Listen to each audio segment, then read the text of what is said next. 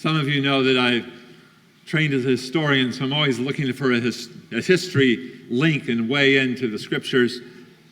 And on this Easter, I'd like to concentrate upon an event from the life of Francis Borgia, the Duke of Gandia.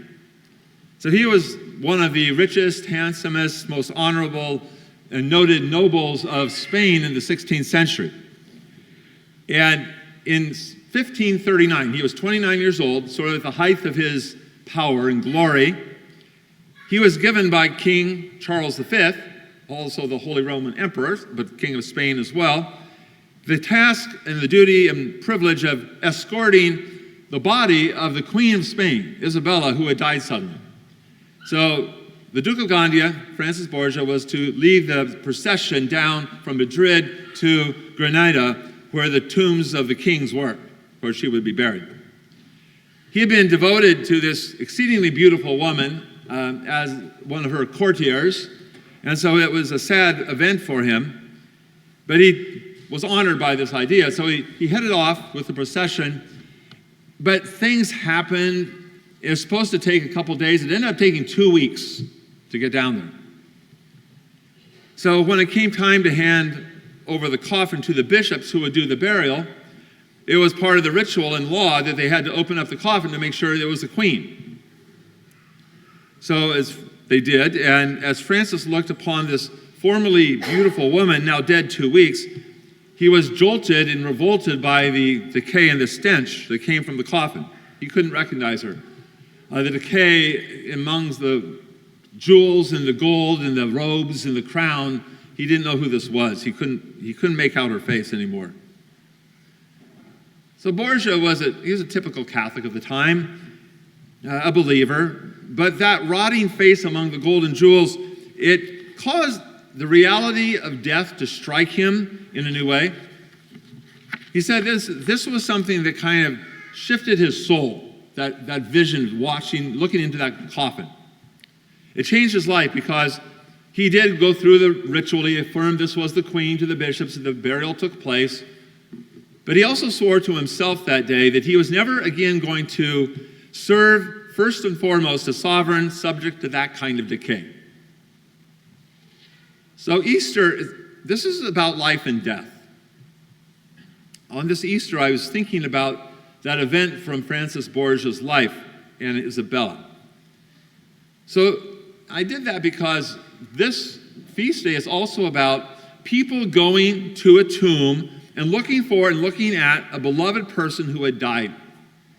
What they found was shocking, but in exactly the opposite way that Francis Borgia was shocked. So Mary Magdalene, Peter and John, we heard today, they were running towards the tomb. Others will see him that day, the other women around Mary Magdalene. They all were going to look for Jesus, and they were shocked again, but they were transformed as completely as Francis Borgia was by looking at this tomb. But again, exactly the opposite way. They did not see the rotten decay. They looked into the face of Christ and saw not, again, death, but a new way of being alive. So imagine their thoughts in these last 3 days. Here they were thinking they were followers of the earthly Messiah, going to re-energize and liberate Israel, and the Last Supper, then the crisis of the Garden of Gethsemane, then the horrible death of Christ on the cross. And so they're all confused and they're shocked. They thought they were in the presence of the Messiah. And then comes the resurrection. And now suddenly they realize their even conception of the Messiah was wrong. And their lives now have a new, immeasurable, and credible purpose. They're disciples of this eternal Messiah who has conquered death. They don't serve a mortal king. And so no insults, no threats of death would stop them now from declaring to the whole world that we serve Christ the King who's conquered death. And he's come back from the tomb. And so this is the question of all human beings, death. How do we make sense of it? We all struggle with this somehow. If we are courageous to look at it, we struggle. I remember, this has been something that's in my life this year. My mom, some of you know, she died about 6 months ago. And I remember the death of my mother. That night she died, I wasn't there, but my sister called me. And so the family gathered at the family house where she was. And she was in hospice, so she died in her hospice bed. And we gathered around that bed.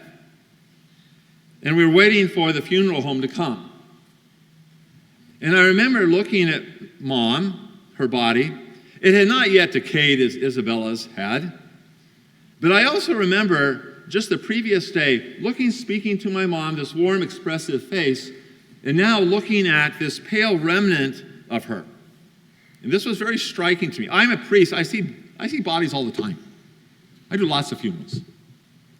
And yet this time I was looking, this is my mother, and now, what is this?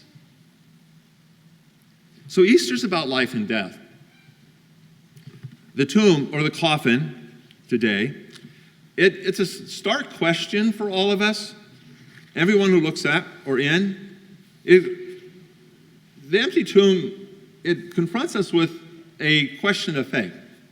It doesn't force us to believe, but it does invite us to ask, as, again, the people in the gospel today did. What's happened here? Where is Jesus? Which leads to a question of, who is Jesus? And in such faith, the possibility for us to look into this living, live Jesus in our prayer, our faith, and the experience of the faith that we have in the sacraments, etc. That there's a life here that's real. So looking at that decayed corpse of the greatest, most powerful woman in all of Europe, Francis Borgia questions his life's direction. That's what the sudden snap of his life, the new way of looking happened there. That his life, again, by worldly standards, he had it all. He was the Duke of Gandia. He was handsome, young, rich, powerful. He was in with the king. He could do whatever he wanted. But when he looked into that coffin, he recognized, it shocked him into asking, what from that life, that perfect life, is going to survive the decay? It's all going to go away. So what's the purpose and goal of my life? Or what or whom do I really, really serve? What's driving my life? Who's my king? And is that worthy of my life? Or is it going to decay and leave my life meaningless? So the glory of Easter is it reveals to us, the great day that we celebrate today, a way to save our lives from final decay. So if we serve Christ the King, first and foremost, everything else falls into place. If we serve him first, then we love our family, our friends. We can even do our jobs, our profession, in such a way that we find Jesus in them and reveal Jesus to them. And if we serve Christ as our sovereign, then the things of this world will take their rightful place.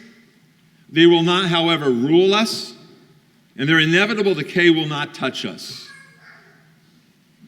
So Jesus' face, think of this, when he was taken down from the cross on that Good Friday afternoon, evening, his face also must have been battered and unrecognizable, sort of like Isabella's was, but the resurrection changed that completely.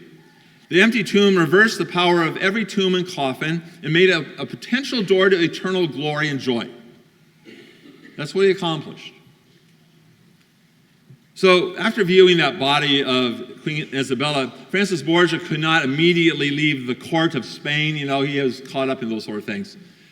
But soon, a few years later, 2 or 3 years, his wife died, and he just pulled back from the power scene. And in fact, he joined the Jesuits. He gave everything away, and he joined the Jesuits, which were at that time a new order. And through his holiness of life and his gifts, he was soon elected the head of the whole order. He was the third head of the third general of the Jesuits. He was later canonized as Saint Francis Borgia. So we may not be called to enter religious life, but we are called ultimately to serve no earthly ruler or power. Jesus is our king, ultimately.